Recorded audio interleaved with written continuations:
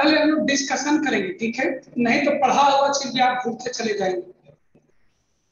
कई दिन से पेंडिंग है डिस्कशन, डिस्कशन थोड़ा कर लेते हैं, फिर हम लोग आगे बढ़ेंगे, ठीक है?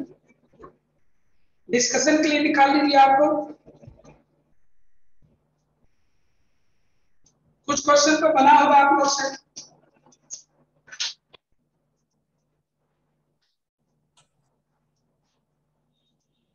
है ना? कुछ क्वेश्चन तो आप लोग से बना होगा।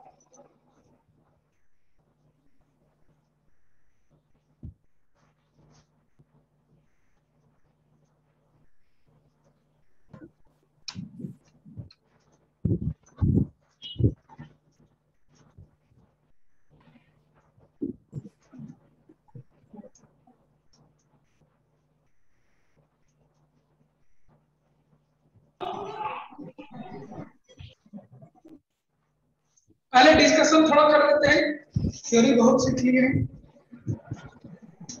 डिस्कशन करने से कॉन्सेप्ट और क्लियर होता है और आगे के क्वेश्चन और अच्छे बनते हैं। स्टार्ट करते हैं हम लोग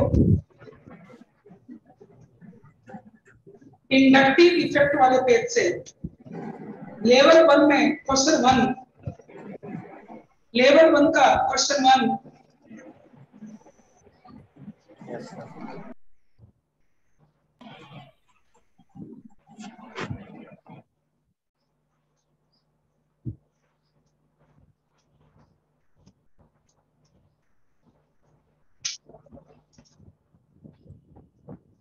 लेवल 1 का क्वेश्चन 1, क्वेश्चन 2, लेवल 1 का क्वेश्चन 2,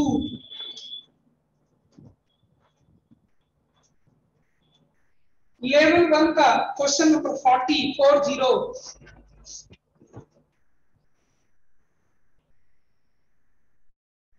क्वेश्चन 40,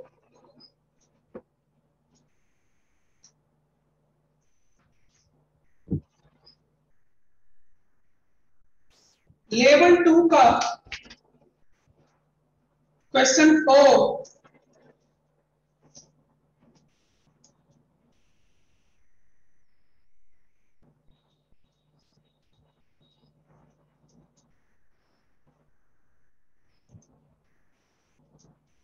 चलिए क्वेश्चन 4 सीखा जाए।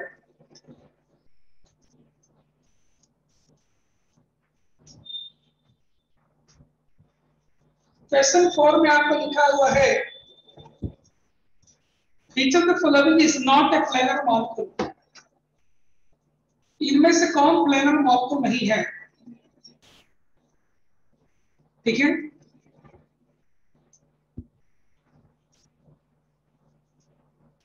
प्लेनर मॉलिक्यूल उसको कहते हैं जिसके सारे एटम्स सेम प्लेन में लाई करते हैं।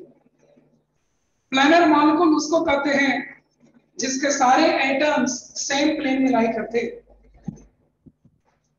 ठीक है, चेक करते हैं ए से।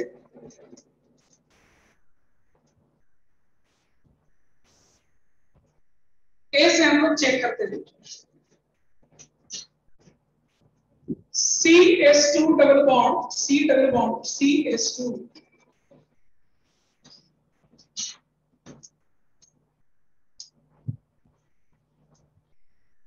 इसको थोड़ा बारीकी से देखिएगा।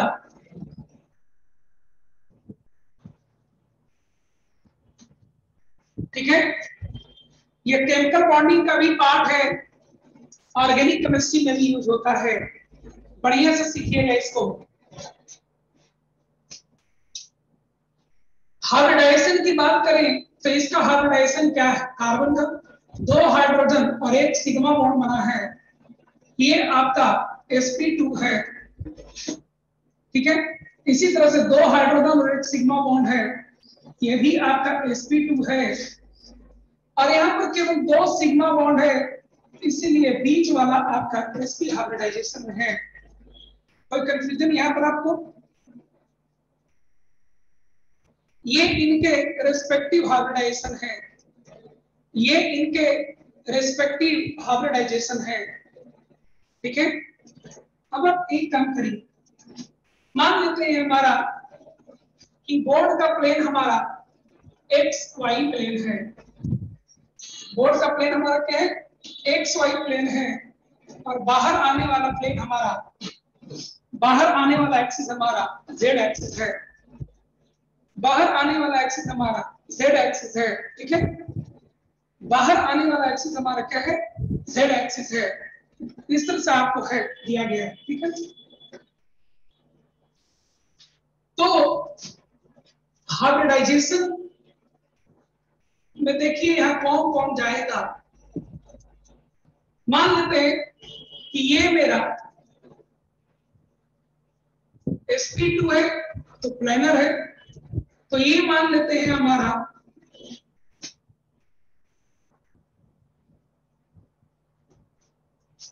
ये हम अज्यूम करते हैं कि ये हमारा xy प्लेन में है, ये हमारा xy प्लेन में लाई कर रहा है। xy प्लेन में ये तब लाई करेगा जब इसके हाइब्रिडाइजेशन में, जब इसके हाइब्रिडाइजेशन में s px एंड py का यूज होगा। xy प्लेन में ये तब लाई करेगा जब इसके हाइब्रिडाइजेशन में s px and py use होगा, है कि नहीं, s px and py use होगा, ठीक है। तो इसका बच कौन गया, प्योर बच कौन गया, तो pz इसका बच गया। pz कहाँ है आपको, pz बोर्ड के प्लेन के बाहर आते हुए है, बोर्ड के प्लेन के बाहर आते हुए पाई बॉन्ड बन जाएगा। ये आपका pz है तो ये भी आपका क्या हो जाएगा, pz हो जाएगा। अब एक चीज बताओ, ये x एक्सिस है, इसके हाइब्रिडाइजेशन में कौन कौन यूज होगा, एक तो s ऑर्बिटल यूज होगा, और x एक्सिस के लॉन्ग ऑर्बिटल है इसीलिए px यूज होगा इस कार्बन का। तो इस कार्बन का s यूज कर लिए, px यूज कर लिए हाइब्रिडाइजेशन में, pz यूज कर लिए पाई बॉन्ड बनाने में। तो एक पाई बॉन्ड और कैसे बनेगा, तो इसका आपको py रहेगा और ये भी py रहेगा, यहाँ py और यहाँ py के बीच में आपको पाई बॉन्ड बनेगा, है ना। किसके बीच में पाई बॉन्ड बनेगा, इन दोनों का py और py के बीच में पाई बॉन्ड आपको बनेगा, ठीक है। तो py py पाई बॉन्ड बन गया, तो इसके पास कौन कौन सा ऑर्बिटल और बच गया, s px एंड pz, यानी कि इनको इस्तेमाल करके px एंड pz को इस्तेमाल करके जब इसका हाइब्रिडाइजेशन कर देंगे तो ये आपको x z प्लेन में चला जाएगा। कहां चला जाएगा, आपको x z प्लेन में आपको चला जाएगा। कौन सा प्लेन में चला जाएगा, आपको x z प्लेन में चला जाएगा। मतलब आपको ये है बेटा, मतलब आपको ये है बेटा कि अगर आपको दो डबल बॉन्ड लगातार रहे, दो डबल बॉन्ड लगातार रहे, तो ये एटम अगर बोर्ड के प्लेन में है तो अगला यहाँ का एटम अगर ये बोर्ड के प्लेन में है, ध्यान दीजिएगा,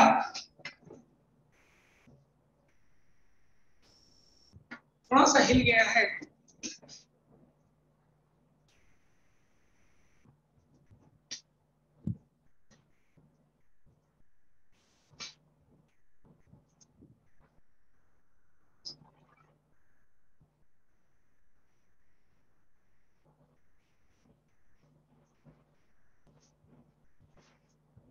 अगर आपको ये दोनों आइटम बोर्ड के प्लेन में है, अगला दोनों आइटम बोर्ड के प्लेन के परपेंडिकुलर प्लेन में इस तरह से होगा, ये दोनों आउट ऑफ प्लेन है, ये दोनों क्या है, आउट ऑफ प्लेन है, ये दोनों क्या है, आउट ऑफ प्लेन है, समझ गए क्या है, आउट ऑफ प्लेन।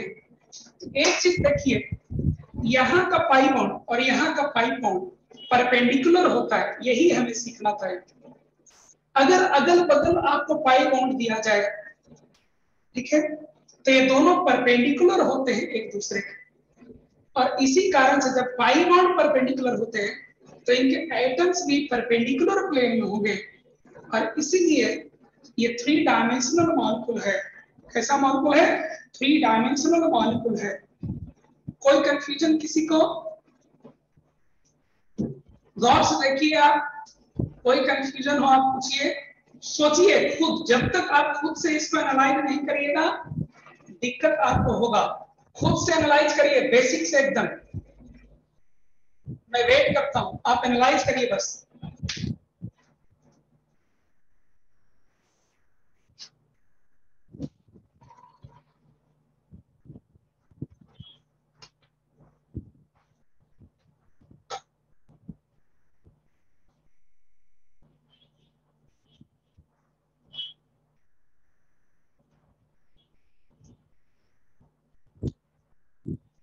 तो इसलिए ए जो आपका है वो नॉन प्लेनर मॉलिक्यूल है, प्लेन में नहीं लाई करेगा। जब सी आप चेक करने जाइए, सी में तो CH2 C ये सब तो सेम प्लेन में लाई करेगा, और ऑक्सीजन तो ये एक लाइन में लाई करेगा बेटा, और ये 2 एटम तो एक ही प्लेन में ये लाई करेगा। तो इसलिए चॉइस सी आपको प्लेनर मॉलिक्यूल है। चॉइस सी आपको क्या है? प्लेनर मॉलिक्यूल है।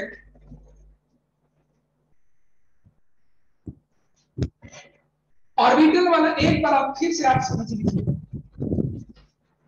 देखिए ये sp2 हाइब्रिडाइज्ड है, 2 हाइड्रोजन एटम है और एक सिग्मा बॉन्ड है, 3।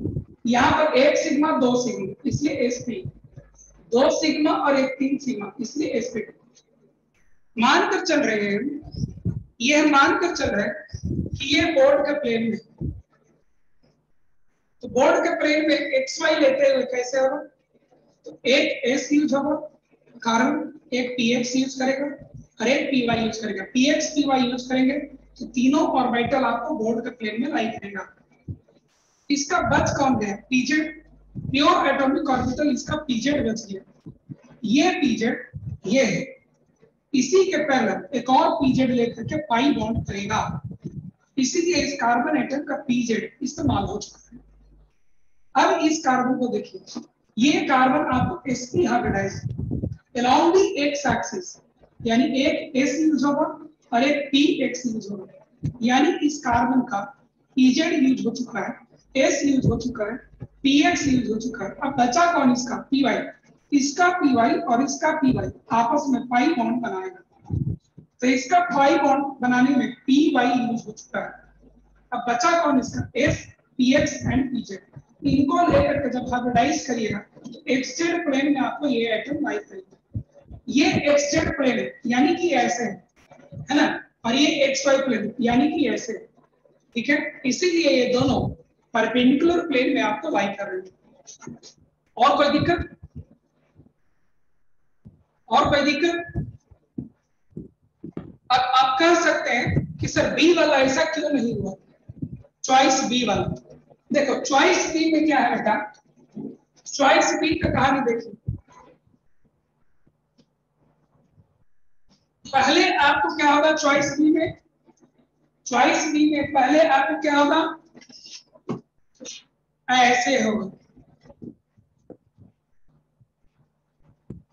ठीक है। फिर आपको ये हो, और फिर आपको ये हो,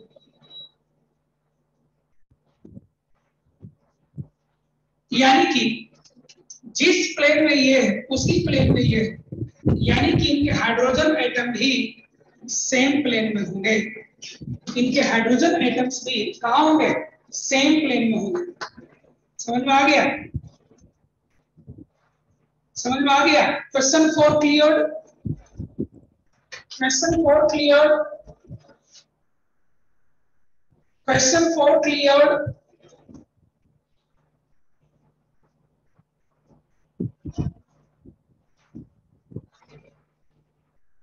Question 43. Level 2. Question 43. Question 43 बन चुका होगा,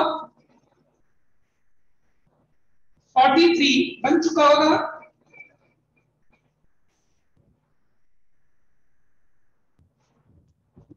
एक्सरसाइज 2 का क्वेश्चन नंबर 27।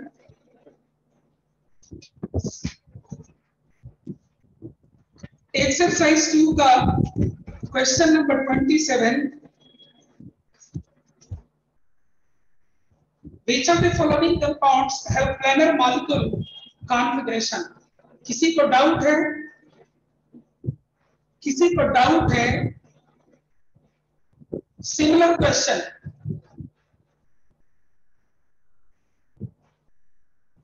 ए तो प्लेनर होगा, बी भी प्लेनर होगा, सी देख लीजिए आउट ऑफ प्लेन चला जाता है, और डी देखिए प्लेनर होगा, होगा ना?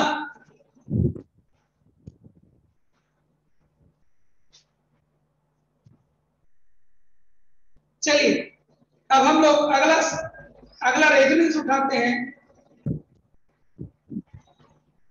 रेजोनेंस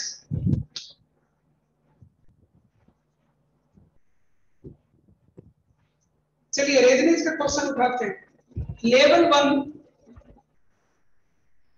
1 का क्वेश्चन नंबर 5। लेवल 1 का क्वेश्चन नंबर 5।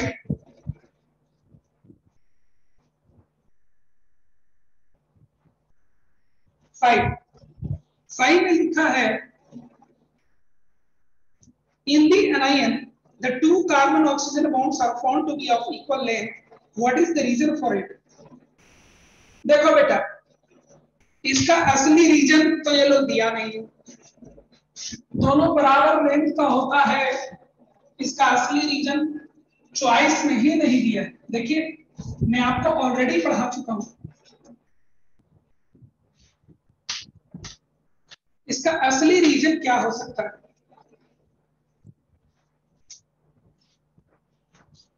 HC रेजोनेंस करिए इसको, HCO माइनस। आप देख सकते हैं कि जिस तरह का स्ट्रक्चर है इसी तरह का ये दोनों इक्वली स्टेबल है ना, दोनों एक जैसा दिखता है इसलिए इक्वली स्टेबल। और इसीलिए इनका हाइब्रिड स्ट्रक्चर जब हम बनाएंगे, जब इनका हाइब्रिड स्ट्रक्चर हम बनाएंगे तो कैरेक्टर का कंट्रीब्यूशन भी दोनों का 50-50% होगा, है ना? -½ एंड -½ तो दोनों बॉन्ड लेंथ इक्वल क्यों है? Because these two resonating structures are equally stable. Because these two resonating structures are equally stable. ये चॉइस में दिया जाना चाहिए जो machine. A, the carbon oxygen double bond is weaker than this. ये तो irrelevant choice है। The anion format has two resonating structures. बेटा टू रेजोनेटिंग स्ट्रक्चर होने की वजह से ये दोनों बॉन्ड लेंथ बराबर नहीं है, ये दोनों इक्वली स्टेबल है, इसीलिए इन दोनों का कैरेक्टर का कंट्रीब्यूशन भी इक्वल आया और तब जाकर के बॉन्ड लेंथ बराबर हुआ। तो बी चॉइस भी थोड़ा इनकम्प्लीट है, इनको लिखना चाहिए था because both the resonating structures are equally stable. ये इसका करेक्ट एक्सप्लेनेशन है, इसलिए बी चल सकता है लेकिन इनअप्रोप्रिएट है, इनसफिशिएंट है। सी, the electronic orbitals of carbon atom are hybridized, but ऐसा कुछ नहीं है जवाब। The anion is obtained by removal of proton। समझ गए? यही है कहानी। 5 मैं समझा दिया हूं आपको, चॉइसेस इनकम्प्लीट है। हम आगे बढ़ते हैं। क्वेश्चन नंबर 5 के बाद आपको आता है 6।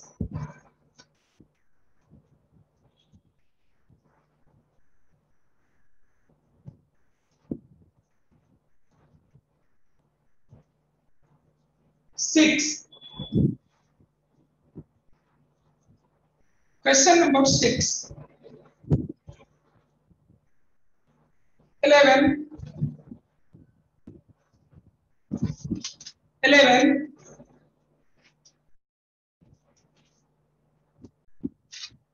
11. Consider the following carbon ion. Consider the following carbon ion. Correct decreasing order of stability. देखो बेटा, कार्बन आयन क्या है? कार्बन आयन आपको ऐसे कुछ दिया गया है,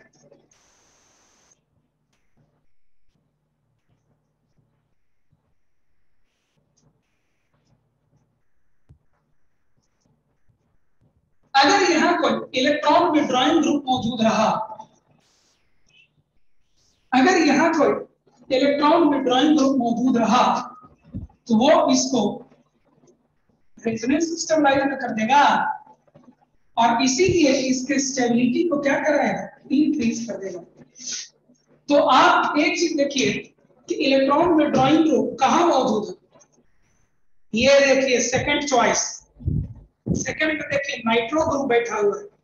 नाइट्रो ग्रुप -m शो करता है ना? तो -m वाला सबसे ज्यादा स्टेबल होगा, तो सेकंड आपका मोस्ट स्टेबल होगा और ऐसा चॉइस ए में दिया हुआ है। अमृता क्लियर हो गया? अमृता क्लियर हो गया? ठीक है। अब फर्स्ट एंड फॉरमोस्ट में देखिए दोनों इलेक्ट्रॉन रिलीजिंग ग्रुप है तो लेस स्टेबल होगा, लेकिन थर्ड में कोई इलेक्ट्रॉन रिलीजिंग ग्रुप नहीं है, इसलिए सेकंड के बाद थर्ड आपको होगा। ठीक है। अब रहा 4 एंड फर्स्ट में कैसे जीतेंगे? तो 4 देखिए, 4 केवल हाइपर कंजुगेशन से डिस्टेबलाइज करेगा, लेकिन फर्स्ट आपको +m इफेक्ट से भी डिस्टेबलाइज करेगा, तो सबसे कम स्टेबल आपको 1 होगा। ठीक है अमृता। इसके बाद क्वेश्चन आपको आता है 21। Question number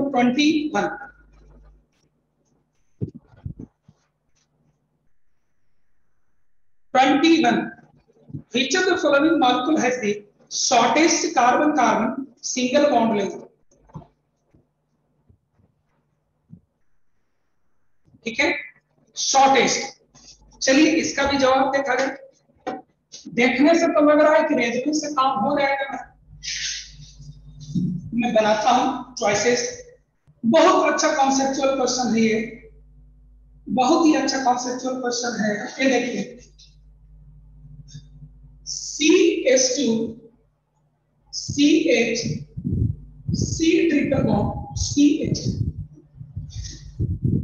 CH2 CH C triple bond N है, CH2 CH CH O है, CH2 CH CH CH2। इस वाले बॉन्ड में शॉर्टेस्ट कौन होगा ये आपसे पूछा गया।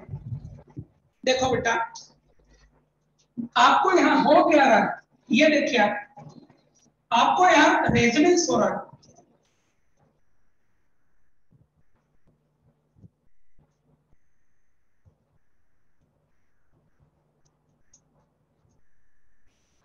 इन सभी में आप देखिए इस रेजोनेंस की वजह से यहां पर इलेक्ट्रॉन क्लॉड कैरेक्टर आ रहा है। इलेक्ट्रॉन क्लॉड यहां आएगा तो बॉन्ड छोटा हो जाएगा।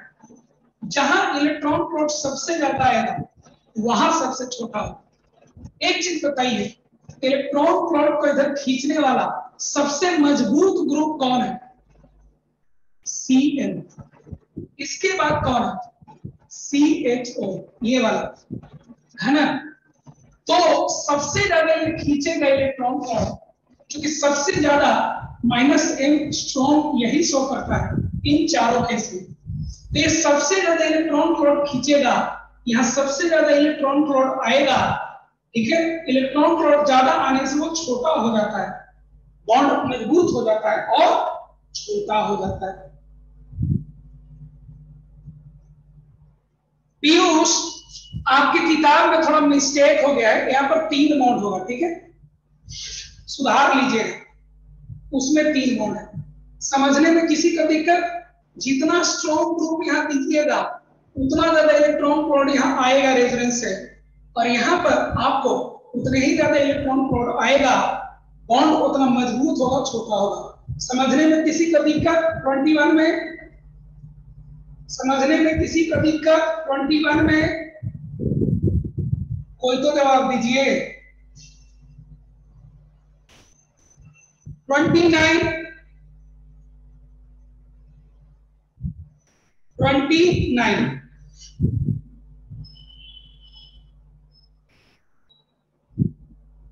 The possible structure of monothiocarbonate ion is, देखो बेटा लास्ट में देखिए क्या लिखा हुआ है, लास्ट में लिखा हुआ है कार्बोनेट आयन। तो कार्बोनेट आयन तो ये होता है, आपको आप तो पढ़े हुए हो। अब चॉइस ए, बी, सी और डी चारों में गई, ठीक है। कार्बन सेंटर में होना चाहिए, तो कार्बन सेंटर में ए में नहीं है, बी में नहीं है, अभी ये 2 लोग बचे हुए हैं, ठीक है। सी चॉइस में देखिए आप, कार्बन आपको सी चॉइस में देखिए 6 बॉन्ड बनवा दिए हैं लोग। कार्बन 6 बॉन्ड बनाता है, अरे कार्बन को सेकंड पीरियड का बेटा, कार्बन कितना बॉन्ड बनाएगा? मैक्सिमम 4, इसीलिए ये भी गलत है। कौन सही है? डी। कौन सही है? डी। गुड अमृता। अब आ जाइए 29 क्लियर, 30। अब आप लोग ऑर्गेनिक केमिस्ट्री असली बना रहे हैं। 30। यस सर, नो सर मत लिखिए, क्वेश्चन पूछना है तो क्वेश्चन नंबर खाली लिखिए, तब पता चलता है यहाँ। 30 देखा जाए, in which of the following molecule pi electron density is minimum. बेटा बेंजीन रिंग के अंदर में अगर आप विड्रॉइंग ग्रुप लगा देते हो, बेंजीन रिंग के अंदर में अगर आप इलेक्ट्रॉन विड्रॉइंग ग्रुप लगा देते हो EWG, तो इसके इलेक्ट्रॉन प्लॉट को खींच लेता है ना, तो इलेक्ट्रॉन डेंसिटी क्या हो जाएगा बेटा? गिर जाएगा। लेकिन अगर इस बेंजीन रिंग में इलेक्ट्रॉन रिलीजिंग ग्रुप लगा देते हो, कौन? हाइपर कंजुगेशन प्लस आई प्लस एम, तो इलेक्ट्रॉन डेंसिटी देगा, समझे? और इलेक्ट्रॉन डेंसिटी इसका क्या हो जाएगा? इंक्रीज कर जाएगा, माइनस ए माइनस आई। यही आपको चेक करना है, समझे? अब आप देखिए इलेक्ट्रॉन डेंसिटी मिनिमम, यानी आपको इसके बारे में सोचना है, यानी इलेक्ट्रॉन विड्रॉइंग ग्रुप लगाना है, तो मिनिमम के लिए क्या करना होगा? अच्छा इलेक्ट्रॉन विड्रॉइंग ग्रुप लगाना होगा, स्ट्रॉन्ग इलेक्ट्रॉन विड्रॉइंग ग्रुप लगाना होगा। ए में एक नाइट्रो ग्रुप है, बी में इलेक्ट्रॉन रिलीजिंग ग्रुप है, ए में इलेक्ट्रॉन विड्रॉइंग है लेकिन बी में तो रिलीजिंग है, बी तो आंसर हो ही नहीं सकता है। सी में एक विड्रॉइंग है एक रिलीजिंग है, इससे अच्छा तो ए जहां केवल एक खींचने वाला है। डी में दोनों विड्रॉइंग है, मैं आपको आंसर दे पाया? क्लियर? क्लियर? 2 विड्रॉइंग ग्रुप रहेंगे, 2 नाइट्रो ग्रुप रहेंगे, तो दोनों में इलेक्ट्रॉन प्लॉट को खींचेंगे तो इलेक्ट्रॉन डेंसिटी सबसे कम हो जाएगा ना बेटा? होगा। यस, आगे बढ़ा जाए। देखिए ये सब कॉन्सेप्ट क्वेश्चन से आ सकते हैं, थ्योरी से नहीं आते हैं। 30 के बाद 40,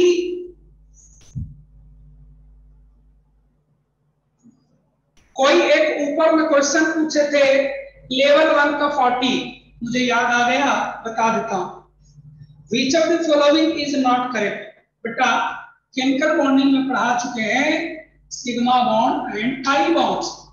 मैं फिर से choice A, sigma bond is weaker than pi bond. गलत, sigma bond is always stronger than pi bond.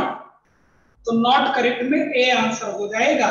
B, sigma bond is stronger than pi bond. Yes, it is always true. C, a double bond is stronger than a single bond. सही बात है, कहीं पर दो को रस्सी लगाइए, एक रस्सी लगाइए एक ही जैसा, तो दो वाला तो मजबूत रहेगा ही। D, double bond is shorter than a single bond. तो पढ़ा चुका हूं, डबल बॉन्ड छोटा होता ही है, ट्रिपल बॉन्ड और छोटा होता है। ठीक है, मैं जवाब दे दिया 40 है। अब आइए 41।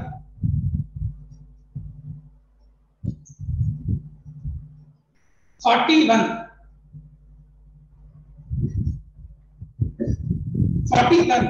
सुनिए सुनिए, मैं 2 मिनट आपको टाइम देता हूं। कॉन्सेप्ट अभी थोड़ी देर पहले मैंने दिया है, बॉन्ड लेंथ चेक करने का।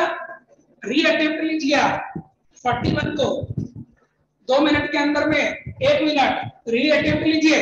अरे मैं तो बताने के लिए ही बैठा हूं, आप एक बार अटेम्प्ट लीजिए तो सारे लोग। 41 अटेम्प्ट लीजिए फिर से।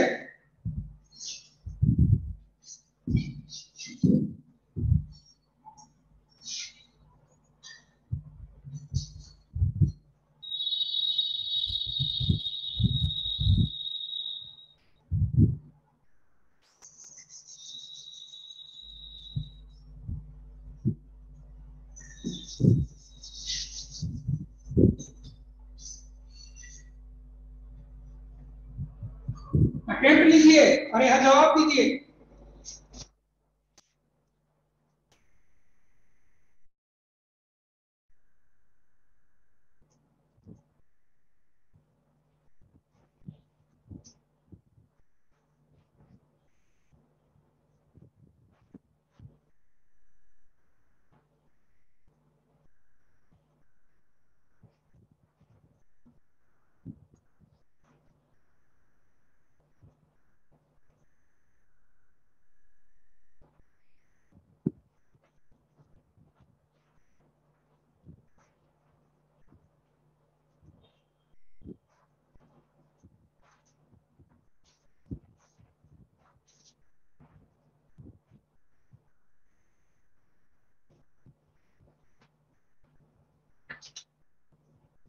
देखिए आगे आप लोग का आंसर 41 के बाद 42 बताइए आप। 42 बताइए आप। 42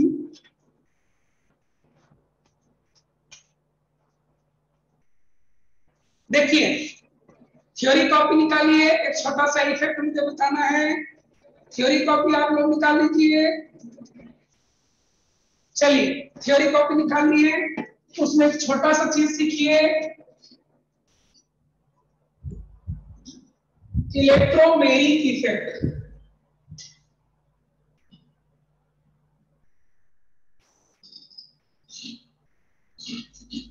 इलेक्ट्रोमेरिक इफेक्ट बहुत छोटा सा चीज है, बहुत छोटा सा चीज है, सीख लिया जाए। देखो बेटा, जब कार्बन डबल बॉन्ड कार्बन होता है तो नॉर्मली क्या होता है कि ये पाई बॉन्डेड इलेक्ट्रॉन क्लॉट बीचों बीच होता है। ठीक है, लेकिन जब कोई इस तरह का मॉलिक्यूल सामने लाया जाता है जो पोलर नेचर का, पार्शियल नेगेटिव पार्शियल पॉजिटिव, तो इसके कारण, इसके नजदीक आने के कारण, इसके नजदीक आने के कारण, ठीक है, इसके इलेक्ट्रॉनिक क्लाउड जो होते हैं तो थोड़ा सा रीडिस्ट्रीब्यूट हो जाते हैं। मतलब इलेक्ट्रॉन क्लाउड इसकी ओर ज्यादा आ जाता है और फिर ये इसके ऊपर अटैक कर जाता है। पहले कैसा था, बिफोर अप्रोचिंग ऑफ दिस क्या था, तो पहले आपको ऐसा था, ध्यान से सीखिएगा। Uniform distribution, uniform distribution. पहले इलेक्ट्रॉनिक क्लाउड देखिए यूनिफॉर्म डिस्ट्रीब्यूशन थी, लेकिन जब HCl अप्रोच किया तो ये इस तरीके से हो गया, ठीक है। और इसी इफेक्ट को हम लोग इलेक्ट्रोमेरी इफेक्ट कहते हैं। जब कोई ग्रुप नहीं रहे तो symmetrical distribution of electronic cloud होता है ऑफ पाई बॉन्ड, लेकिन अगर कोई पोलर मॉलिक्यूल अप्रोच करता है तो इसका इलेक्ट्रॉनिक क्लाउड किसी एक तरफ ज्यादा शिफ्ट हो जाता है। इसी इफेक्ट को हम क्या कहते हैं, इलेक्ट्रोमेरिक इफेक्ट कहते हैं। तो जीमैन इफेक्ट तो केमिस्ट्री में आप पढ़ चुके हैं, एटॉमिक स्ट्रक्चर में जीमैन इफेक्ट, स्टार्क इफेक्ट, ये तो है नहीं। Which of the following involve no displacement of or shifting of electrons? Inductive effect में भी होता है, रेजोनेंस में भी होता है, इलेक्ट्रोमेरिक इफेक्ट में भी होता है। किसमें नहीं होता है? जीमैन इफेक्ट में। 42 बड़े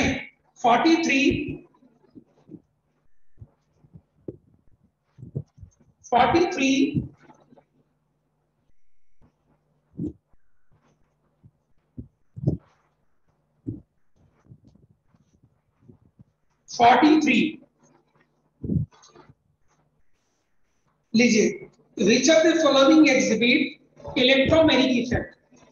अल्केन, अल्केन में तो होगा नहीं। पाई बॉन्ड किसमें है? ये पाई बॉन्ड का ना हुआ, ठीक है। तो पाई बॉन्ड किसमें है?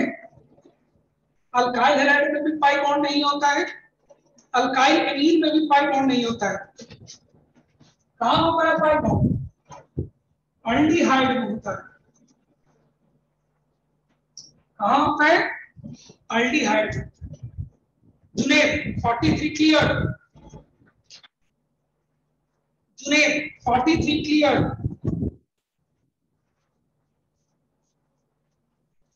44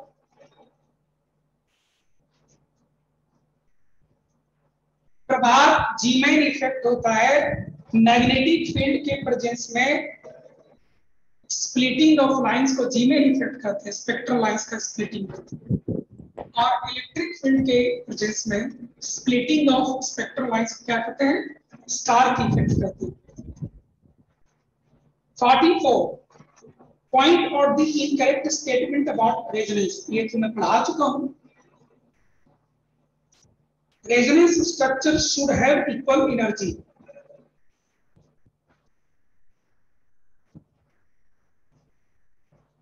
इक्वल होना तो जरूरी नहीं है, आसपास होना चाहिए। B. In resonance structures, the constituent atoms should be in the same position. Yes, मैं आपको पढ़ा चुका हूं कि atoms are not moved in any of its resonating structures. B statement तो करेक्ट है पक्का। C. In resonance structure, there should be the same number of electron pairs. Yes, ये भी मैं पढ़ा चुका हूँ कि number of paired electrons as well as number of unpaired electrons should not change in any of its resonating structures. याद आया? Statement C is certainly correct. D. Resonance structures should differ only in the location of electrons around the constituent atoms. ये भी सही बात है, electron ही इधर उधर खाली मूव करता है। तो इनकरेक्ट आपको जवाब मिल गया होगा, ठीक है। गौतम और कौन हो? निखिल, मैं आगे बढ़ता हूं। 44 के बाद आपको आता है 45। 45 हो गया, 45 हो गया। 45 के बाद यहां पर है 46। 46 कई लोग को पूछना है। Shifting of electrons of a multiple bond under the influence of the reagent is called, अभी तो पढ़ा है बेटा, इलेक्ट्रोमेरिक इफेक्ट कहते हैं। बोर्ड पर अभी लिखा हुआ है। I मतलब इंडक्टिव इफेक्ट, एम मतलब मेसोमेरिक रेजोनेंस इफेक्ट, ई मतलब इलेक्ट्रोमेरिक इफेक्ट, और पी इफेक्ट करके कुछ होता ही नहीं, ठग दिया, ठीक है। ऑर्गेनिक केमिस्ट्री में पी इफेक्ट नहीं होता है, ठग दिया। मैं बढ़ूं आगे, लेवल 2 में आ जाइए। क्लियर? लेवल 2 में आ जाइए। क्वेश्चन नंबर 3,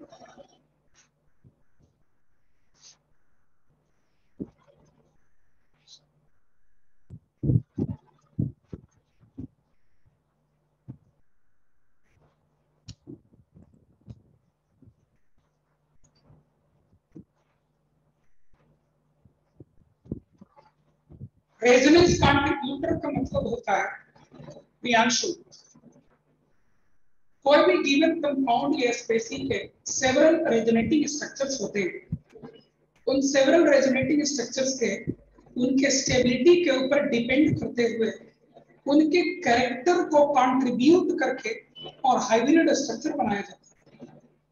यानी कि वो रेजोनेटिंग स्ट्रक्चर जो ज्यादा स्टेबल होता है उसके कैरेक्टर का contribution towards the hybrid structure और towards the true structure of the compound और स्पेसीज जो होता है वो ज्यादा कंट्रीब्यूशन उसका होता है, ठीक है। तो ट्रू कंट्रीब्यूटर उसी को कहते हैं। बढ़े।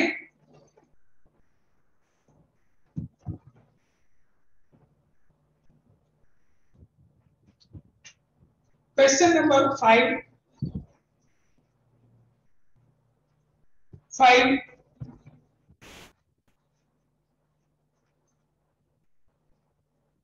6 which of the following pairs is the structure on the right major resonance contributor? बेटा ए में देखिए, चॉइस ए में लेफ्ट साइड में सारे एटम्स न्यूट्रल, यानी लेफ्ट वाला ज्यादा स्टेबल है। बी में आई, बी में सारे एटम लेफ्ट वाले में न्यूट्रल, यानी कि लेफ्ट वाला ज्यादा स्टेबल होगा। सी में आई, सी में मैं आ रहा हूं, डी में आई, डी में आपको लेफ्ट साइड वाला सारा न्यूट्रल, यानी सबसे ज्यादा स्टेबल होगा। अब आइए सी, सी में अलग चीज हो गया है, एरोमेटिसिटी। ध्यान दीजिएगा, अगला टॉपिक हमारा एरोमेटिसिटी का ही है और इसी का क्वेश्चन यहां आ गया। ये आपको नॉन एरोमेटिक होता है, पढ़िएगा। और इसका एक और स्ट्रक्चर को बना कर दिया हुआ है, इसमें ये वाला पार्ट आपको एरोमेटिक होगा और इसीलिए ये आपको एक्सेप्शनली हाई स्टेबल होता है। और इसका पूरा जवाब आपको एरोमेटिसिटी में मिलेगा। आर्या, ये न्यूट्रल होने के बावजूद भी ये लेस स्टेबल, क्योंकि ये एरोमेटिक है। Aromatic compounds are extra stable than any normal compounds. याद आया? Aromatic compounds are extra stable than any normal compounds. और यही टॉपिक हमें अगला पढ़ना है, ठीक है। वहां पर इस पर हम लोग माथा पटका पटकी करेंगे। आगे बढ़ते हैं। 7 8 9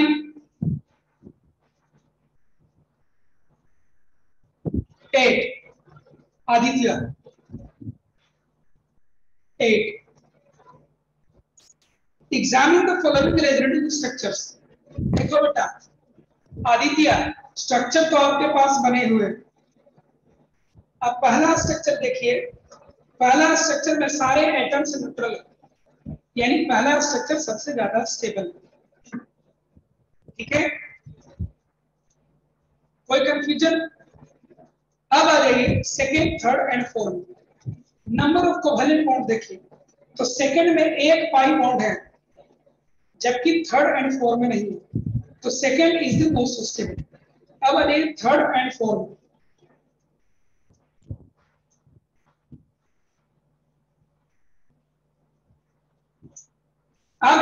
आप third and fourth,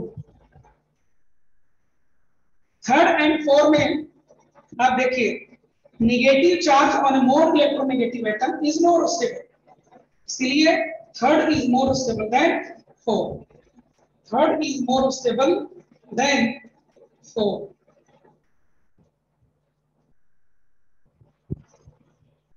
three is more stable than fourth, three is more stable than fourth, ठीक है। 9 7 प्रियांशु कुमार 7 में क्या दिक्कत हुआ? ए में आपको राइट वाले में नंबर ऑफ आइटम्स ज्यादा, इसलिए ज्यादा स्टेबल है। बी में आपको नेगेटिव चार्ज राइट वाले स्ट्रक्चर में मोर इलेक्ट्रोनेगेटिव एटम, इसलिए राइट वाला ज्यादा स्टेबल। सी में आपको number of covalent bond right वाला में ज्यादा है, इसीलिए राइट वाला ज्यादा स्टेबल। इसका आंसर डी होगा 7। प्रियांशु कुमार क्वेश्चन 8 देन 9 शुभम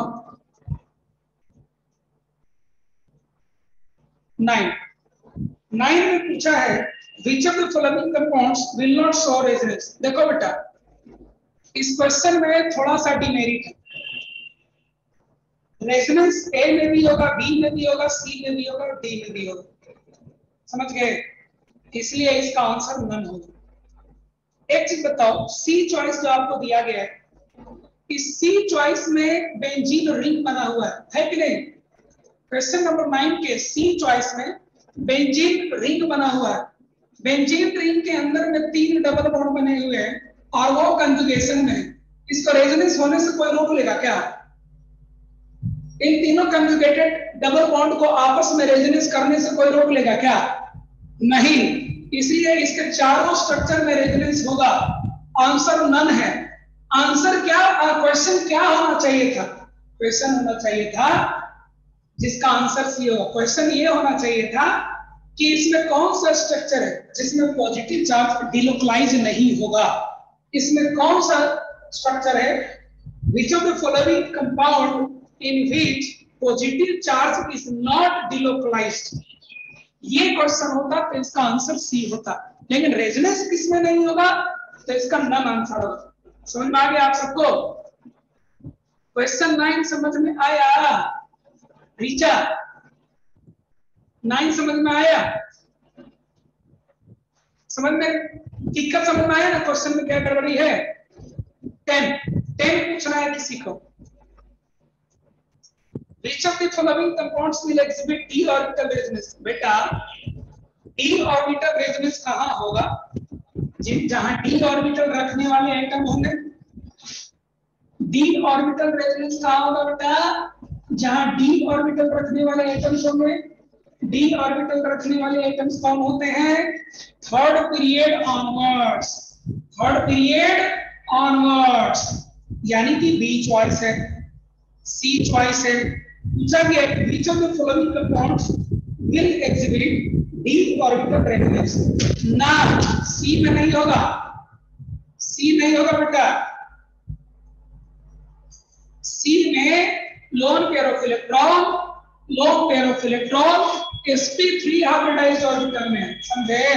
सी में lone pair of electron sp3 hybridised orbital में है, जबकि बी में sp3 हाइब्रिडाइज्ड ऑर्बिटल चारों सिग्मा बॉन्ड बना चुके हैं। अब जब भी फास्फोरस रेजोनेंस जाएगा अपने d ऑर्बिटल को इस्तेमाल करके ही जाएगा, समझे? 10 के बाद 11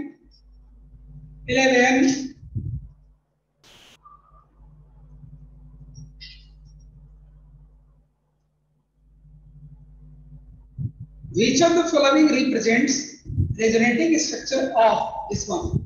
रेजोनेटिंग स्ट्रक्चर कौन होता है बेटा? जो डिलोकलाइजेशन ऑफ इलेक्ट्रॉनिक क्लाउड को दिखाता है। जो किसको दिखाता है? डिलोकलाइजेशन ऑफ इलेक्ट्रॉनिक क्लाउड को दिखाता है। ठीक है, तो देख लीजिए आप,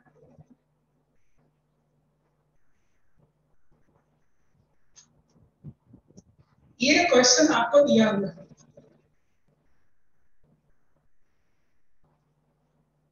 ए चेक करें,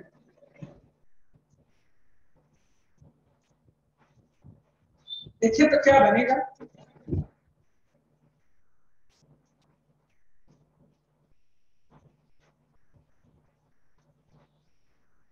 as it is positive charge, double bond, double bond, double bond, negative charge, यही आपका ए है। ठीक है, अब रहा बी, देखना,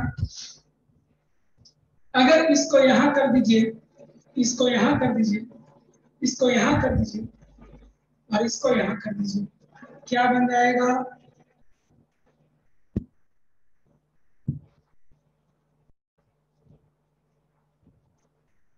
माइनस प्लस, ये आपको सी बन गया। जवाब मिल गया 11 वाले। छवि, निखिल, छवि, निखिल, 12, 12 भी कोई पूछे हुए, 12, which of the following is not a premise? बेटा second rules for writing the resonative structure में आपको पढ़ाया गया है कि सेकेंड पीरियड का एटम कभी भी ऑक्टेट एक्सपेंड नहीं कर सकता है। अब चॉइस सी को देखिए, नाइट्रोजन 5 बॉन्ड बनाए हुए हैं। चॉइस सी को देखिए, नाइट्रोजन आपको 5 बॉन्ड बनाए हुए हैं। नाइट्रोजन सेकंड पीरियड का है, क्या ये 5 बॉन्ड बना सकता है क्या? नो। जवाब मिल गया। ज्ञानचंद, अमृता,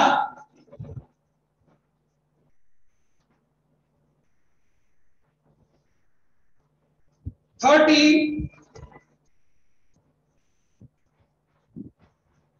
14,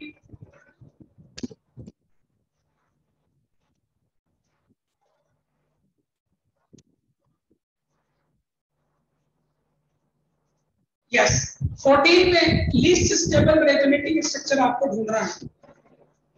क्या ढूंढना है? लीस्ट स्टेबल रेजोनेटिंग स्ट्रक्चर आपको ढूंढना है, तो ढूंढिए। सबसे पहला रूल लगाइए। पहला रूल क्या सिखाएंगे आपको? कि सारे एटम से न्यूट्रल होने चाहिए, कहीं नहीं है। थर्ड रूल लगाइए, maximum number of covalent bond होना चाहिए। तो कोवेलेंट बॉन्ड सी में 2 है, डी में 2 है। ये लोग ज्यादा स्टेबल ना होगा, कम स्टेबल, यानी ए और बी वाले होंगे। ए और बी में लड़ाई अभी भी चल रहा है। अब देखिए ए और बी में हार जीत कैसे डिसाइड होगी।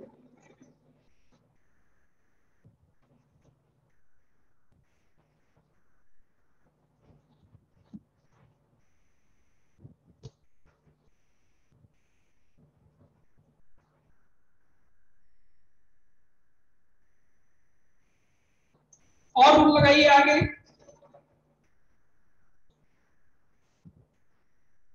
मैं आपको पढ़ाया गया सारा रूल लगा लिया,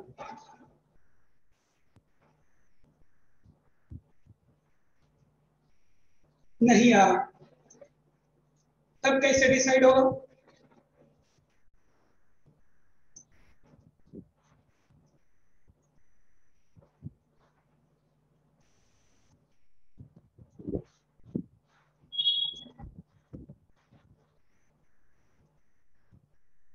तब कैसे डिसाइड होगा? सोचिए।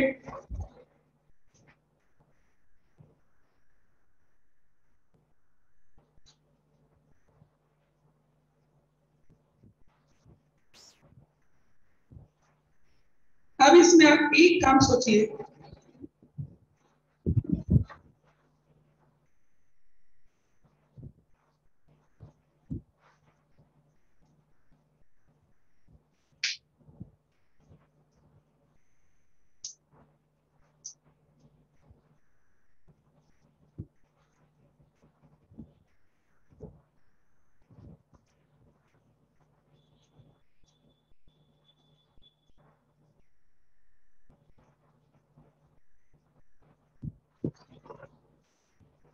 बाबू सी नहीं होगा।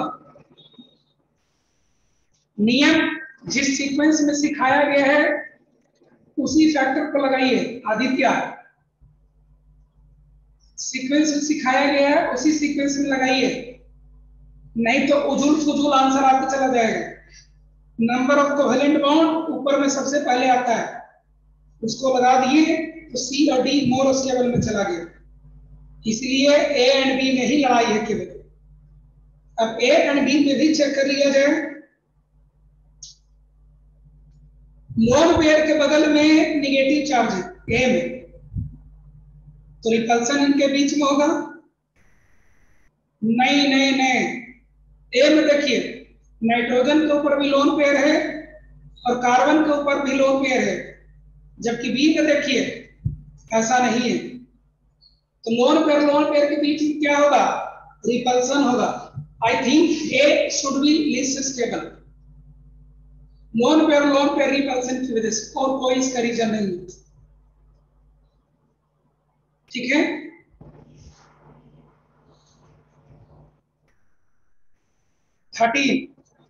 Less contributor structure of nitroethane. Less contributor सबसे ज्यादा स्टेबल तो ए है बेटा। सी देखो प्राची, नियम से चलो। पॉइंट नंबर 1 से ए स्टेबल हो गया, पॉइंट नंबर 2 से सी अनस्टेबल हो गया। 15 16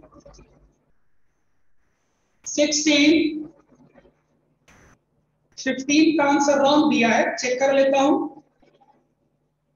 which will have least stable?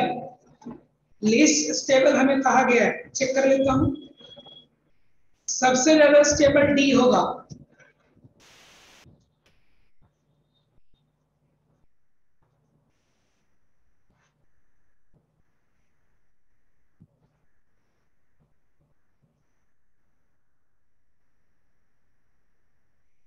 इसके बाद ए बी सी में देखा जाए, नंबर ऑफ कोवेलेंट बॉन्ड 3 3 3।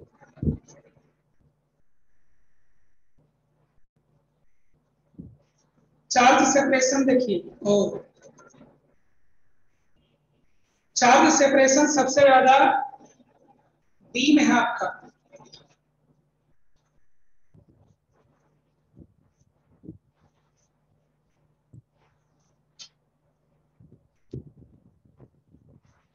और क्या फर्क है? अच्छा, निगेटिव चार्ज। नियम से चलते हैं। पहला नियम क्या कहता है रेजोनेंस का? Number of pi bond. हाँ, न्यूट्रल एटम लग गया। दूसरा लग गया। तीसरा number of covalent bond D में ज्यादा है, मोस्ट स्टेबल। तीसरा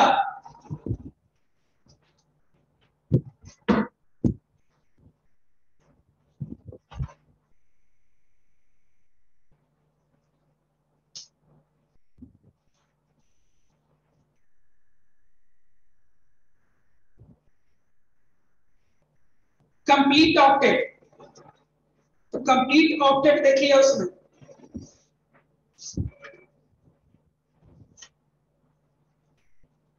कंप्लीट ऑक्टेट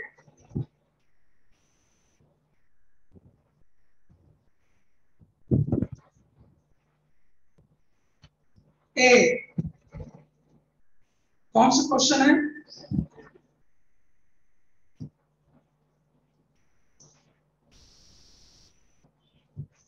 पंद्रहवां चल रहा है complete octet. Complete octet A B C में तीनों जगह एक कार्बन एटम का नहीं। अगला रूल,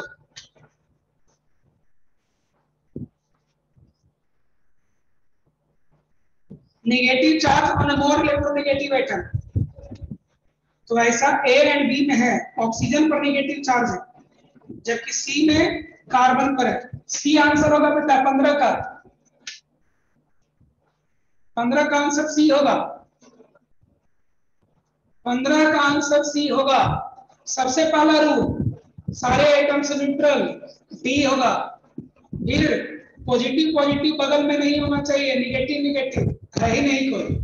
तीसरा number of covalent bond D होगा। तीसरा चौथा octet completion A B C तीनों में नहीं है। अगला negative charge on both electronegative atom, A and B में ऑक्सीजन पर निगेटिव चार्ज है जबकि सी में कार्बन पर है, इसीलिए 15 का सी आंसर होगा। नहीं बेटा, चार्ज सेपरेशन फैक्टर कब देखते हैं? चार्ज सेपरेशन फैक्टर कब देखते हैं? पहले negative charge on more electronegative atom देख लेते हैं, तब जाकर के देखते हैं चार्ज सेपरेशन। उल्टा पुल्टा करोगे आंसर गलत आ जाएगा। पहले negative charge on more electronegative atom is more stable करिए, समझे? अब तब जाके जवाब दीजिए कि चार्ज सेपरेशन किसमें ज्यादा है कम है। प्रियांशु कुमार, जवाब मिला? प्रियांशु कुमार, जवाब मिला? अरे सेम है, आपको एक ना स्ट्रक्चर चुनना है तो सी चुना गया ना। प्रियांशु कुमार, आपको लिस्ट स्टेबल चुनना है ना, तो सी चुना गया कि नहीं चुना गया? एंड ए एंड बी में अगर देखा जाए तो चार्ज सेपरेशन बी में ज्यादा है, इसलिए बी लेस स्टेबल होगा ए से। सबसे ज्यादा स्टेबल डी होगा, फिर ए होगा, फिर बी होगा और फिर सी होगा। पढ़ू?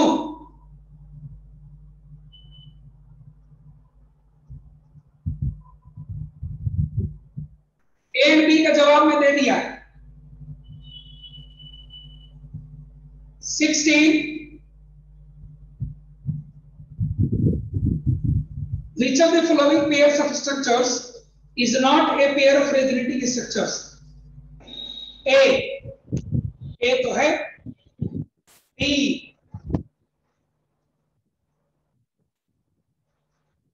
में देखो, बीच वाले कार्बन के पहला बी में पहला स्ट्रक्चर देखिए अमृता, बी में पहला स्ट्रक्चर देखिए, बीच में कार्बन हाइड्रोजन है और दूसरे स्ट्रक्चर में बीच में CH2 लिख दिया है, ये गलत है ना? एटम मूव नहीं करता है रेजोनेटिंग स्ट्रक्चर में अमृता, रेजोनेटिंग स्ट्रक्चर्स में एटम मूव नहीं करते हैं, एटम्स आर नॉट मूव, इसलिए बी गलत है। सी है और डी भी। 17 18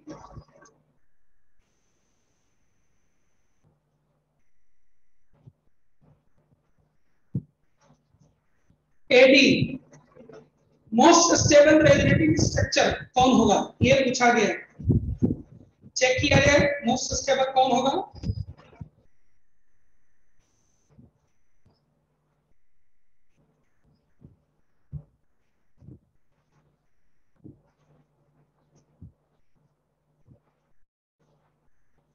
पहले तो नंबर ऑफ कोवेलेंट बॉन्ड देखिए, 1 2 3 4 5, 1 2 3 4 5, 1 2 3 4 5, 1 2 3 4 5 सभी में।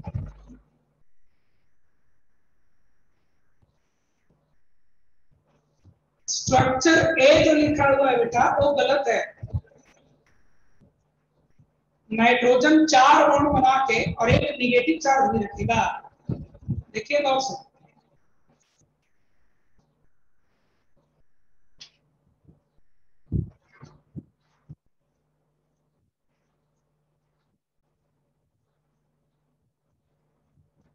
ए स्ट्रक्चर गलत बना हुआ है, बाकी बी सी डी में चेक करते हैं।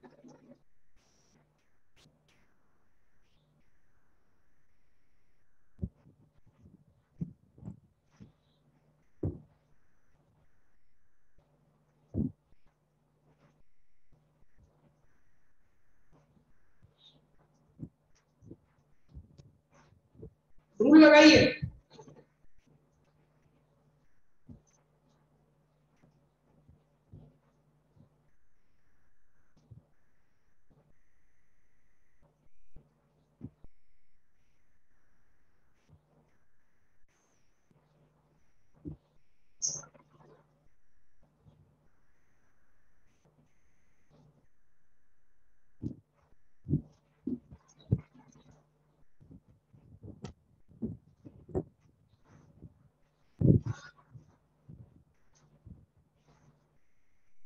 रूल से चलिए, जवाब मिलना चाहिए। पाई बॉन्ड नहीं डिसीजन हुआ। Octet completion B C D सब जगह है। अगला रूल लगाइए, negative charge on a more electronegative atom B में नहीं है, सी में है और डी में भी नहीं। C is the most stable, C most stable होगा क्योंकि negative charge on a more electronegative atom is more stable. हो गया।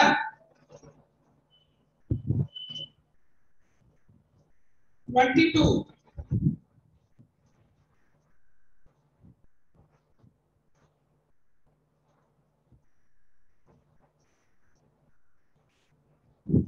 सुनो ना, 22 में आपको एरोमेटिसिटी सिखाऊंगा, उसमें आपको मैं एक्सप्लेन कर दूंगा, ठीक है।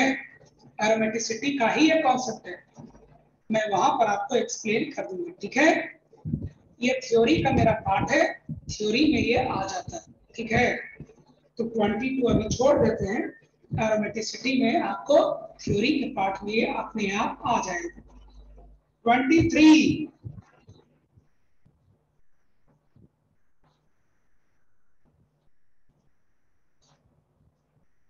among the compounds the correct order of carbon nitrogen bond length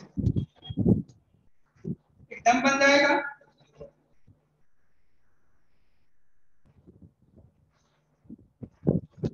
ये बहुत अच्छा क्वेश्चन है और इसका कॉन्सेप्ट मैं आपको दे चुका हूं आज।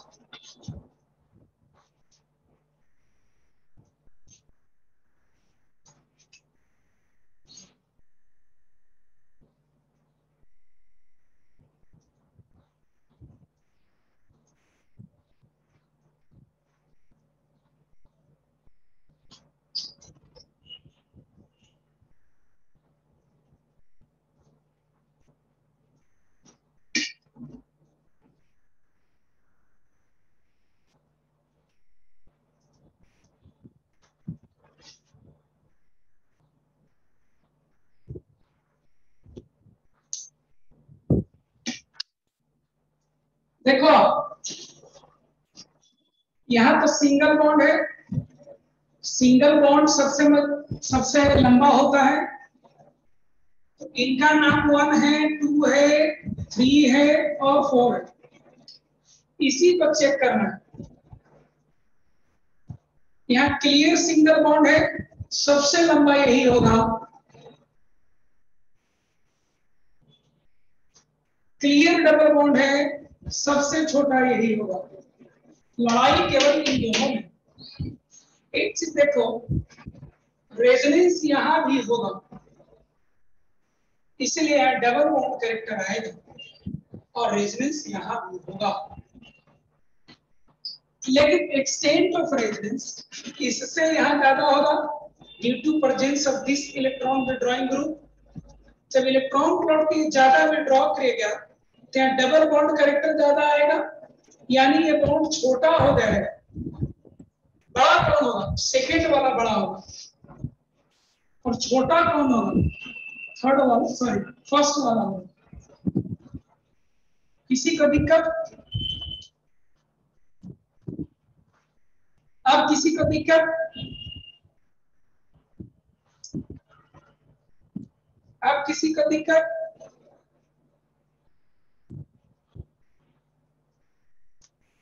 देखो बेटा, यहाँ रेजोनेंस केवल यहाँ इसकी वजह से होगा, केवल इसका जितना कैपेसिटी होगा उतना इलेक्ट्रॉन प्लॉट खींचेगा, लेकिन यहाँ रेजोनेंस इसके और इस विड्रॉइंग ग्रुप की वजह से भी होगा। इलेक्ट्रॉन प्लॉट ये भी खींचेगा और ये भी खींचेगा, तो ज्यादा इलेक्ट्रॉन प्लॉट आएगा। इलेक्ट्रॉन प्लॉट ज्यादा आएगा तो बॉन्ड ज्यादा में छोटा हो जाएगा, इसलिए 1 वाला छोटा होगा 2 से। अभी भी दिक्कत? अभी भी दिक्कत? अभी भी दिक्कत?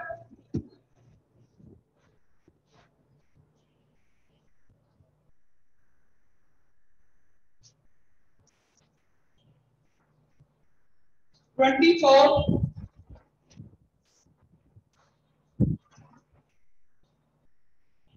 25,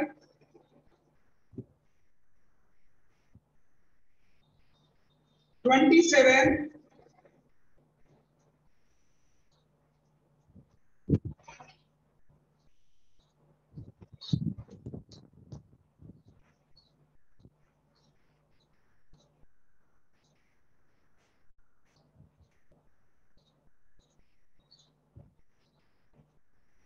26 क्वेश्चन नहीं दिए थे बनाने के, 27,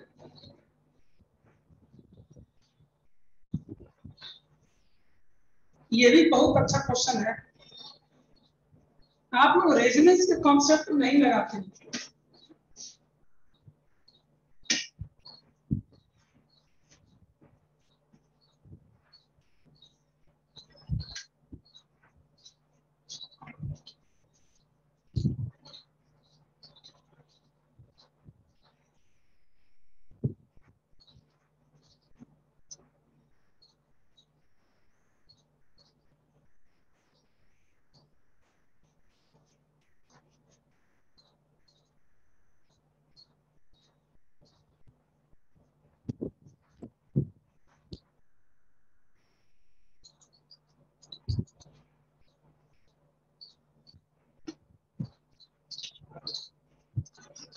लॉन्गेस्ट कहां होगा?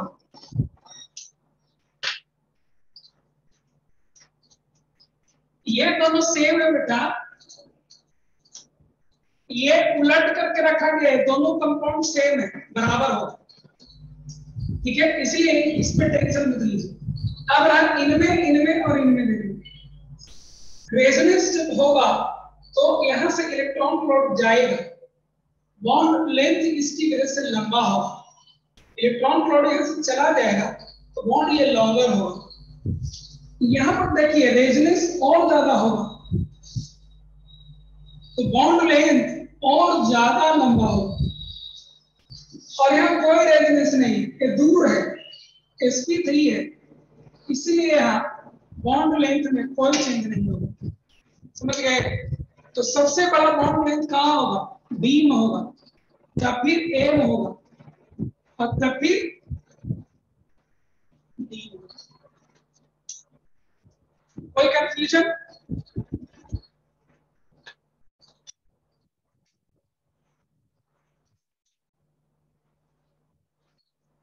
हाँ हेलो, हाँ हाँ क्लास ले रहे हैं, 10 मिनट में खाली।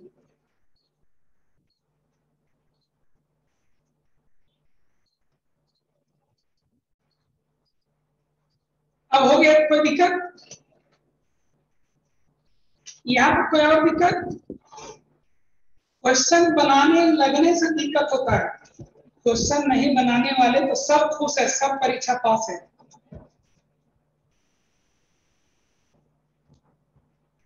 चलिए, ये है क्वेश्चन नंबर 27, 28, ये तो बना लिए होंगे आप लोग। 29, 29 क्वेश्चन आया हुआ है, बहुत एग्जाम में आया है।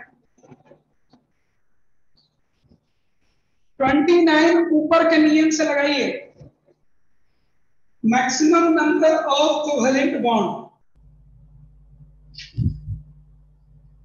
तो सबसे ज्यादा कोवेलेंट बॉन्ड पहला में 2 है, दूसरे में भी 2 है, तीसरे में भी 2 है, चौथे में 1, यानी फोर्थ आपका लीस्ट स्टेबल होगा। शुभम, और आपका लिस्ट स्टेबल होगा। अब आ गई ऑक्टेट कंप्लीशन चेक करिए, पहले में कंप्लीट है, दूसरे में देखिए एक एटम का इनकम्प्लीट है, तीसरे में कंप्लीट है, यानी कि चौथा सबसे कम स्टेबल और उसके बाद सेकंड होगा, ठीक है। अब आ जाइए पहला और तीसरा, negative charge on A more electronegative atom, जो कि पहला में नाइट्रोजन पर, इसलिए पहला ज्यादा स्टेबल होगा, सबसे ज्यादा। B is the answer, Shubham, B is the answer, Shubham.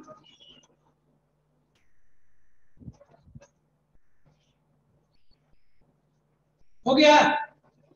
Piyush, हाँ रेजोनेंस रहेगा तो रेजोनेंस रहेगा लगेगा, हाइपर कंजुगेशन रहेगा तो हाइपर कंजुगेशन रहेगा। 31 अमृता, 31 का जवाब तो पहले भी मैं दे चुका हूं। ऊपर से रेजोनेंस के नियम लगाइए। पहला न्यूट्रल कहीं नहीं है, दूसरा फेल कर गया, तीसरा लगाइए maximum number of covalent bond, second structure में ज्यादा है कोवेलेंट बॉन्ड, है ना, इसलिए सेकेंड मोर स्टेबल होगा। अमृता माधव, सेकेंड स्ट्रक्चर में नंबर ऑफ कोवेलेंट बॉन्ड ज्यादा है, ज्यादा स्टेबल है। अमृता माधव, जवाब मैं आपका दे चुका हूं, कोई दिक्कत? 32 33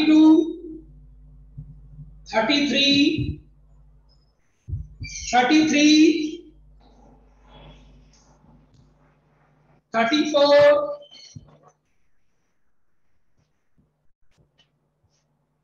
35 34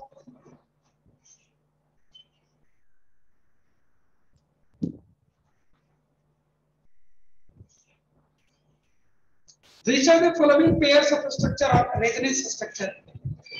बेटा रेजोनेंस स्ट्रक्चर कौन होता है? Rules for writing resonating structure लिखे थे। अब हम एक काम करते हैं, एक एक चॉइस देखते हैं। पहला में देखिए क्या चेंज हुआ। यस, रेजोनेंस हुआ, लोन पेयर ऑक्सीजन का डिलोक्लाइज हुआ है नाइट्रोजन से। दूसरे में देखिए क्या हुआ, बेंजीन रिंग के अंदर वाला पाई बॉन्ड डिलोक्लाइज हुआ है। तीसरे में देखिए एटम बदल गया, यही तो आप नहीं देखते हैं। तीसरे में देखिए पहला स्ट्रक्चर में नाइट्रोजन से हाइड्रोजन जुड़ा हुआ था, दूसरे स्ट्रक्चर में ऑक्सीजन से जुड़ा हुआ। एटम्स आर नॉट मूव, तीसरा नहीं होगा। चौथे में आइए, चौथे में भी कार्बन से निकल के हाइड्रोजन ऑक्सीजन के पास चला गया है, राइट में। रेजोनेटिंग स्ट्रक्चर नहीं होगा बेटा। 34 clear. 35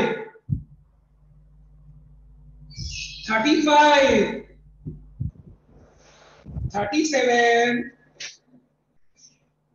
38 37 Which of the following cation would be have greater stability? बेटा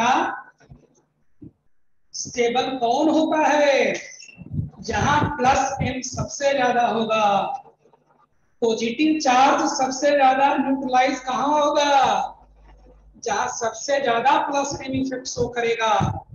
प्लस एम इफेक्ट सबसे ज्यादा कौन शो करता है? O माइनस नहीं है यहाँ। NH2 नहीं है, NHR नहीं है, NR2 है। बी चॉइस 37 का बी चॉइस देखिए, NR2 का फिर आता है OH, OR, इसलिए बी मोस्ट स्टेबल होगा। 37 का जवाब मिला। पीयूष, निखिल और कौन हो? सुमीर। चलिए आगे बढ़ते हैं। 38 कुछ लोग पूछे, which of the following is not valid resonating structure of the polyene? बेटा वैलिड कहाँ होगा? खींच कर देखोगे तब ना पता चलेगा। एक चीज बताओ आपको, रेजोनेटिंग स्ट्रक्चर जब हम खींचते हैं तो इलेक्ट्रॉन को कूदा कर मॉलिक्यूल से बाहर नहीं ना निकाल देते हैं, या बाहर से किसी इलेक्ट्रॉन को कूदा कर अंदर नहीं ले आते हैं। डी चॉइस देखिए तो दो नेगेटिव चार्ज है, ये दो नेगेटिव चार्ज कहां से आया? Net negative charge. ये गलत बात है, बाहर से आप नहीं ला सकते हो चार्ज, इसलिए 38 का डी होगा। कौन कौन थे 38 में? नीलू और कौन थे? हामिद और कौन थे? नीलू, हामिद। समझ में आया? नीलू हामिद डी चॉइस में देखिए बाहर से इलेक्ट्रॉन आया है। देखो रेजोनेटिंग स्ट्रक्चर में मॉलिक्यूल के अंदर में जो इलेक्ट्रॉन्स मौजूद होते हैं हम लोग उनको ना डिलोकलाइज करते हैं कि बाहर से ले आते हैं, बाहर से नहीं लाते हैं। डी चॉइस में देखिए दो निगेटिव चार्ज है, कहां से आया बाबू? नानी घर से नहीं लाना होता है। 39 39 40 41 44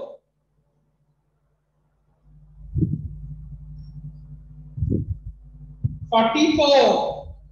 इतना क्वेश्चन डिस्कस किए, बहुत छोटा छोटा कॉन्सेप्ट आपका क्लियर हो गया। Which carbocation is most stabilized among following? बेटा मोस्ट स्टेबल कौन होगा? जहां सबसे ज्यादा रेजोनेंस होगा। समझे? सबसे ज्यादा रेजोनेंस कहाँ है? सबसे ज्यादा रेजोनेंस ए में है। ए देखिए, ए में सबसे ज्यादा रेजोनेंस है। ए देखिए, यहां जाएगा, यहां जाएगा, यहां जाएगा। जितना ज्यादा रेजोनेंस उतना ज्यादा स्टेबिलिटी। अल्फा हाइड्रोजन तो हाइपर कंजुगेशन के लिए ना देखते हैं प्रियांशु। प्रियांशु अल्फा हाइड्रोजन तो हाइपर कंजुगेशन के लिए ना देखते हैं, उससे ज्यादा स्टेबिलिटी रेजोनेंस से मिलता है। सबसे ज्यादा रेजोनेंस ए में। समझे? जवाब मिला। गौतम, गौतम नहीं, कौन कौन हो? छवि और निखिल राज, छवि और निखिल राज। छवि, छवि। चलिए 44 के बाद 45 48 48 ऊपर पूछा गया।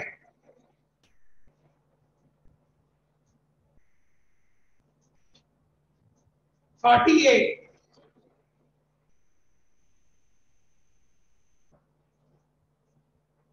Which of the following carbonite most stable? बेटा कार्बोनाइन वो ज्यादा स्टेबल होगा जहां कार्बन का निगेटिव चार्ज सबसे ज्यादा रेजोनेंस स्टेबलाइज होगा। तो कार्बन पर निगेटिव चार्ज को स्टेबलाइज करने वाला सबसे अच्छा ग्रुप कौन है? कौन है? ए में तो रेजोनेंस होगा नहीं, बी में है लेकिन कार्बन है वहां, सी में तो ऑक्सीजन बैठा है, डी में नाइट्रोजन बैठा है। सबसे अच्छा सी में है, सबसे ज्यादा स्टेबल सी में होगा। 49 49 सेकेंड मोर स्टेबल कह रहा है बेटा। सेकेंड क्या कह रहा है? मोर स्टेबल कह रहा है।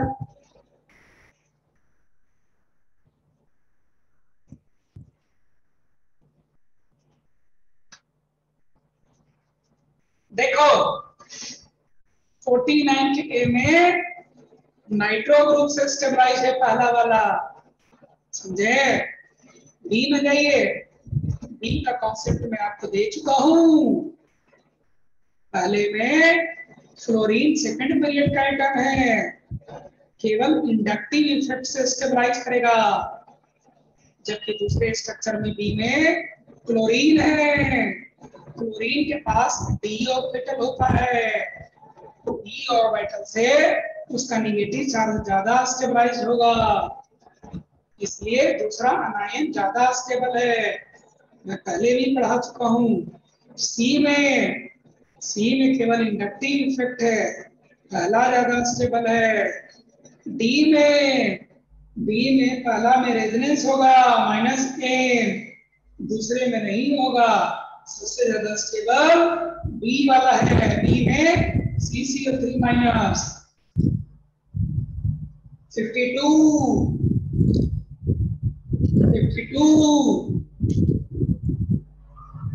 यस, रेजोनेंस का प्रायोरिटी देते हैं साकिब फराज रेजोनेंस को। अब हाइपर कंजुगेशन सभी जगह 52 इमन द फॉलोइंग मोस्ट स्टेबल कौन होगा? मोस्ट स्टेबल का नियम क्या है बेटा? मोस्ट स्टेबल का नियम है पहले क्या देखना होता है? रेजोनेंस। गलत तो आएगा ही प्रियांशु, हाइपर कंजुगेशन देखिएगा, रेजोनेंस में देखिएगा पहले। रेजोनेंस जब नहीं हो तब हाइपर कंजुगेशन देखा जाता है।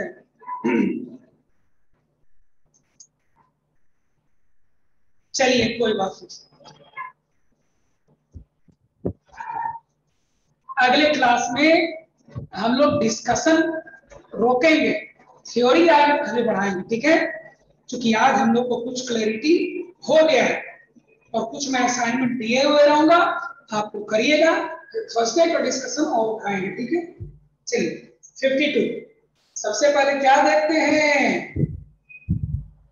Maximum number of covalent bond. A में 2 है, बी में 1 है, सी में 2 है, डी में 1 है, तो कम स्टेबल में कौन कौन छट गया? कम बॉन्ड वाला, यानी बी छट गया और डी छट गया। ज्यादा स्टेबल में कौन कौन आएगा? A and C. A and सी का लड़ाई लड़िए। ए में देखिए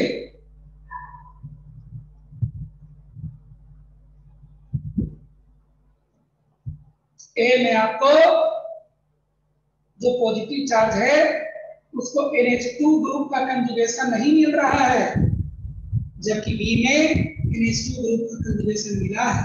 देखिए बढ़िया से, ए में NH2 ग्रुप का रेजोनेंस पॉजिटिव चार्ज को नहीं मिला, देखिए बढ़िया से, क्योंकि बीच में sp3 कार्बन मिल जा रहा है, जबकि सी में NH2 ग्रुप का रेजोनेंस आपको पॉजिटिव चार्ज को मिलेगा। C is the most stable. C is the most stable. 52 cleared. 52, 53, 53, 54. Similar question. 66.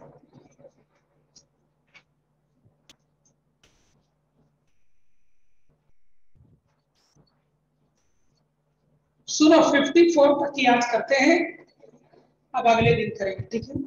एक 53 पर पूछे, वो मैं बताता हूं बेटा। 53 वाले पीयूष, कार्बन पर नेगेटिव चार्ज केवल ए चॉइस में एक जगह रेजोनेंस स्टेबलाइज्ड है, बी चॉइस में 2 जगह स्टेबलाइज्ड है, सी चॉइस में 3 जगह स्टेबलाइज्ड है। तो सबसे ज्यादा स्टेबलाइज्ड कहाँ होगा? सी में, फिर बी में, फिर ए में। पीयूष जवाब मिल गया? पीयूष जवाब मिल गया? चलिए आज हम लोग यहाँ पर क्लास स्टॉप करते हैं, कल हम लोग केवल थ्योरी करेंगे, ठीक है? कल केवल थ्योरी होगा, तब तक मैं व्हाट्सएप पर मैं आपको असाइनमेंट दूंगा, आप लोग उसको करिएगा, ठीक है? Thank you all.